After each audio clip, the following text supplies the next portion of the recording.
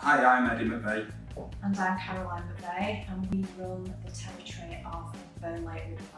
We officially opened mid-February this year, so we haven't been open for very long. If anybody's looking to do it as a couple, as you know, there is the option to do your separate roles, and they are very separate. So yeah, it works really well.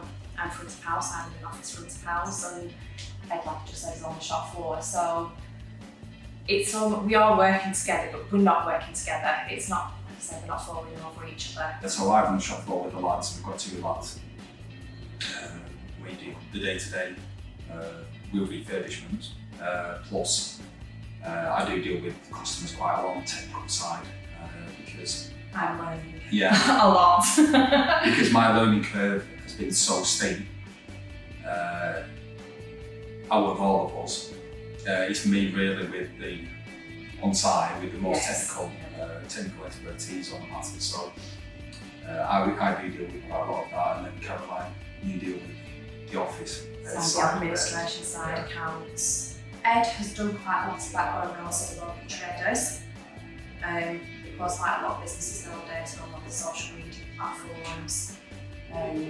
Again, head office helped a lot with that. They do their bit for us, we're expected to do our side. I mean, head office, the emails that were coming through daily, we had phone calls, are you okay, is there anything that we can do to be helping you? For me, yeah, it was really, really useful being part of that big team.